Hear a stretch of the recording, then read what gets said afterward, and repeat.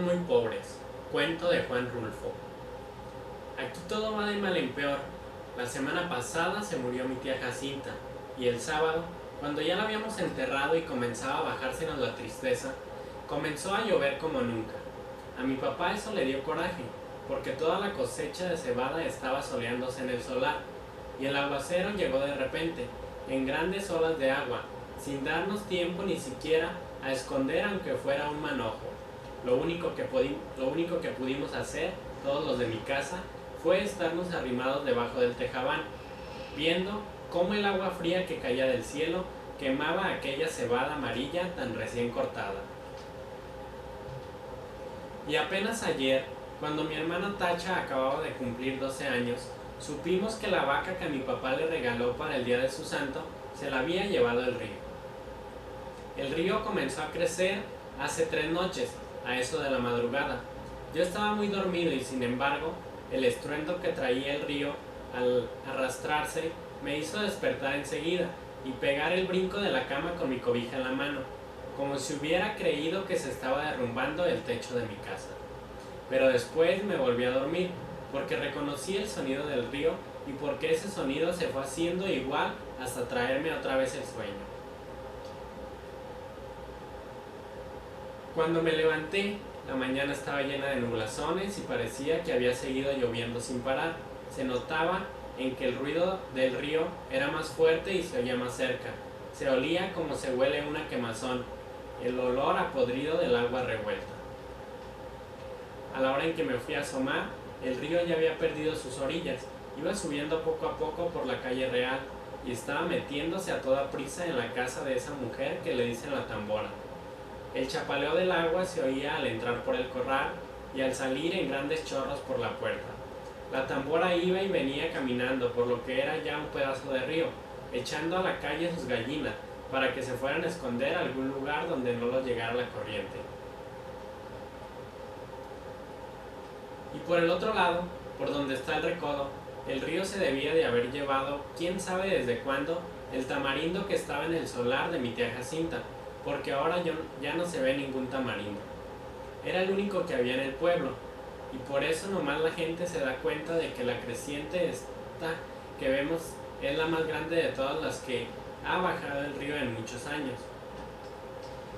Mi hermana y yo volvimos a ir por la tarde a mirar aquel amontonadero de agua que cada vez se hace más espesa y oscura, y que pasa ya muy por encima de donde debe estar el puente. Allí nos estuvimos horas y horas sin cansarnos viendo la cosa aquella. Después nos subimos por la barranca, porque queríamos oír bien lo que decía la gente, pues abajo, junto al río, hay un gran ruidazal, y solo se ven las bocas de muchos que se abren y se cierran, y como que quieren decir algo, pero no se oye nada. Por eso nos subimos por la barranca, donde también hay gente mirando el río y contando los perjuicios que ha hecho. Allí fue donde supimos que el río se había llevado a la serpentina, la vaca esa que era de mi hermana Tacha, porque mi papá se la regaló para el día de su cumpleaños, y que tenía una oreja blanca y otra colorada, y muy bonitos ojos. No acabo de saber por qué se le ocurriría a la serpentina pasar el río ese, cuando sabía que no era el mismo río que ella conocía de a diario. La serpentina nunca fue tan atarantada. Lo más seguro es que de haber venido dormida para dejarse matar así nomás por nomás. A mí muchas veces me tocó despertarla cuando le abría la puerta del corral, porque si no, de su cuenta, ahí se hubiera estado el día entero con los ojos cerrados, bien quieta y suspirando, como se oye suspirar a las vacas cuando duermen. Y aquí ha de haber sucedido eso de que se durmió. Tal vez se le ocurrió despertar al sentir que el agua pesada le golpeaba las costillas. Tal vez entonces se asustó y trató de regresar, pero al volverse se encontró entreverada y acalambrada entre aquella agua negra y dura como tierra corrediza. Tal vez bramó pidiendo que le ayudaran. Bramó como solo Dios sabe cómo. Yo le pregunté a un señor que vio cuando la arrastraba el río si no había visto también al becerrito que andaba con ella, pero el hombre dijo que no sabía si lo había visto, solo dijo que la vaca manchada pasó patas arriba muy cerquita de donde él estaba, y que allí dio una voltereta y luego no volvió a ver ni los cuernos, ni las patas, ni ninguna señal de vaca. Por el río rodaban muchos troncos de árboles con todo y raíces, y él estaba muy ocupado en sacar leña, de modo que no podía fijarse si eran animales o troncos los que arrastraba. Nomás por eso no sabemos si el becerro está vivo, o si se fue detrás de su madre río abajo.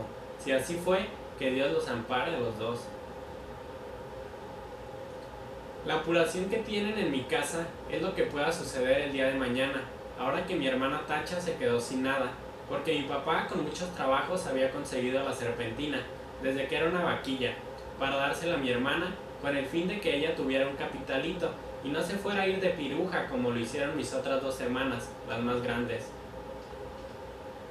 Según mi papá, ellas se habían echado a perder porque éramos muy pobres en mi casa y ellas eran muy rebotadas. Desde chiquillas ya eran rezongonas, y tan luego que crecieron les dio por andar con hombres de lo peor, que les enseñaron cosas malas. Ellas aprendieron pronto y entendían muy bien los chiflidos, cuando las llamaban a altas horas de la noche. Después salían hasta de día, iban a cada rato por agua al río y a veces, cuando uno menos se lo esperaba, allí estaban en el corral, revolcándose en el suelo, todas encueradas y cada una con un hombre trepado encima. Entonces mi papá las corrió a las dos. Primero les aguantó todo lo que pudo, pero más tarde ya no pudo aguantarlas más y les dio carrera para la calle. Ellas se fueron para Yutla o no sé para dónde, pero andan de pirujas. Por eso le entra la mortificación a mi papá. Ahora por la Tacha que no quiere vaya a resultar como sus otras dos hermanas, al sentir que se quedó muy pobre viendo la falta de su vaca, viendo que ya no va a tener con qué entretenerse mientras le da por crecer y pueda casarse con un hombre bueno, que le pueda querer para siempre. Y eso ahora va a estar difícil. Con la vaca era distinto, pues no hubiera faltado quien se hiciera el ánimo de casarse con ella, solo por llevarse también aquella vaca tan bonita. La única esperanza que nos queda es que el becerro esté todavía vivo. Ojalá no se le haya ocurrido pasar el río detrás de su madre, porque si así fue, mi hermana Tacha está tantito así de retirado de hacerse piruja, y mamá no quiere.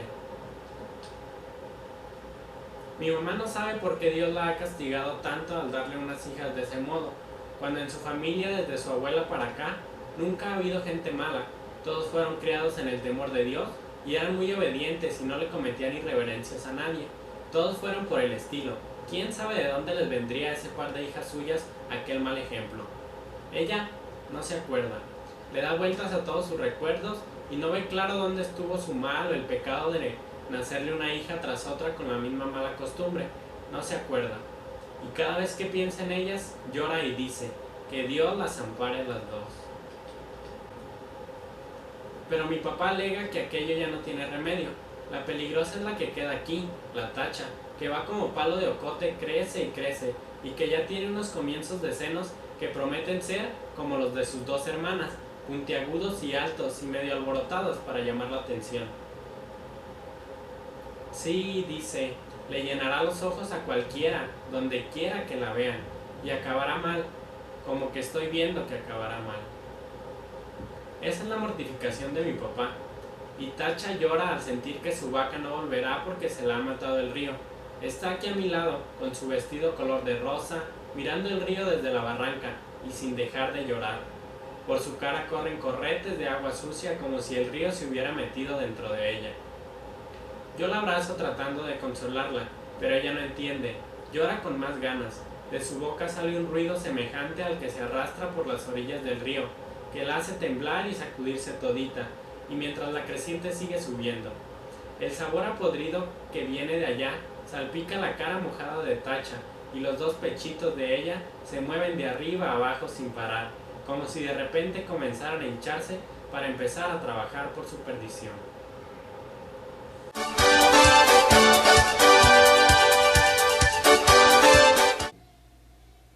No oyes ladrar a los perros.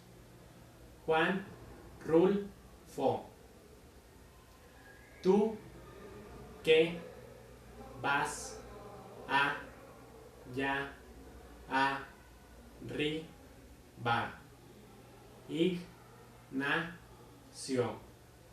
Dime si no o, yes, al, gu, na, señal, de, al, go, o, si, ves, al, gu, na, luz, en, al, gu, na, parte.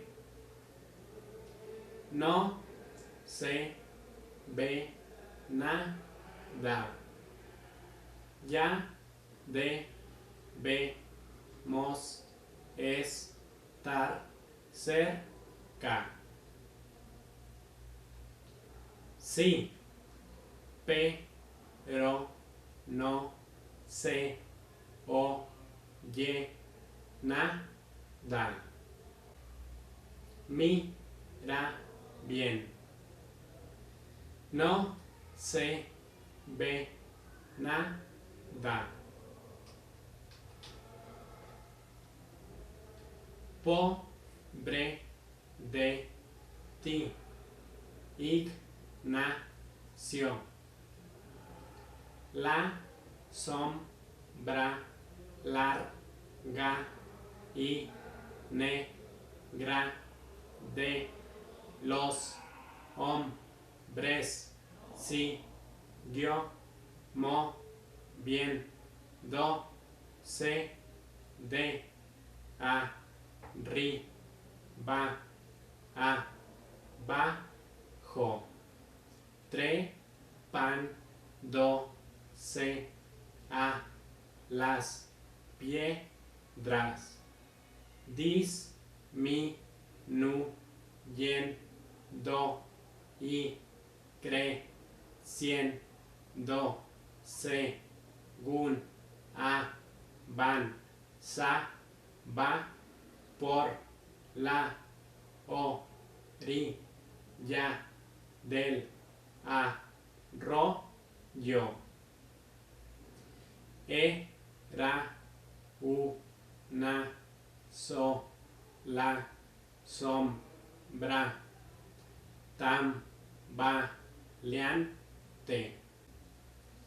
La luna venía saliendo de la tierra como una llamarada redonda. Ya debemos estar llegando a ese pueblo, Ignacio. Tú que llevas las orejas de fuera, fíjate a ver si no oyes ladrar los perros. Acuérdate que nos dijeron que Tonaya estaba detrásito del monte, y desde que horas que hemos dejado el monte, acuérdate, Ignacio. Sí, pero no veo rastro de nada. Me estoy cansando. Bájame. El viejo se fue re, cu, lan, do, as, ta, en, con, trar, se, con, el, pa, re, don, i, se, re, car, go, a, gi, sin, sol, tar, la, car, ga, de, sus, hombros. Aunque, se, le, do, bla, van, las piernas. No, que, ri, a, sentarse. Porque, después, no, hubiera podido levantar el cuerpo de su hijo, al que haya atrás horas antes le habían ayudado a echárselo a la espalda, y así lo había traído desde entonces. ¿Cómo te sientes? Mal.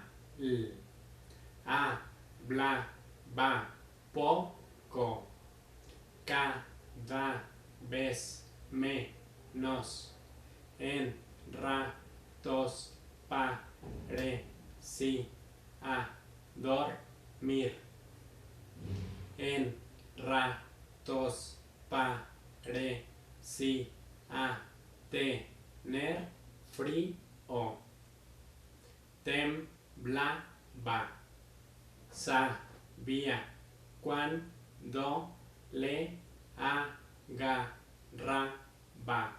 a su hijo el temblor por las sacudidas que le daba, y porque los pies se le encajaban en los ijares como espuelas.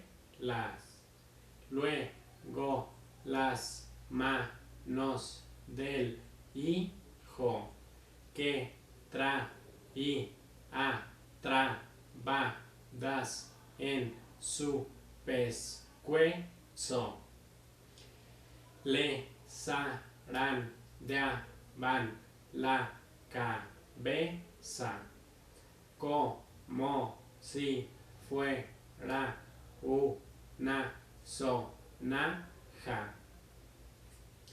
Él apretaba los dientes para no morderse la lengua, y cuando acababa aquello le preguntaba: ¿te duele mucho? Algo, contestaba él.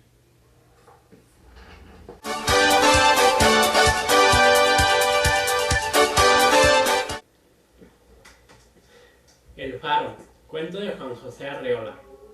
Lo que hace Genaro es horrible. Se sirve de armas imprevistas. Nuestra situación se vuelve asquerosa. Ayer, en la mesa, nos contó una historia de cornudo. Era en realidad graciosa, pero como si Amelia y yo pudiéramos reírnos, Genaro la estropeó con sus grandes carcajadas falsas. Decía: ¿es que hay algo más chistoso?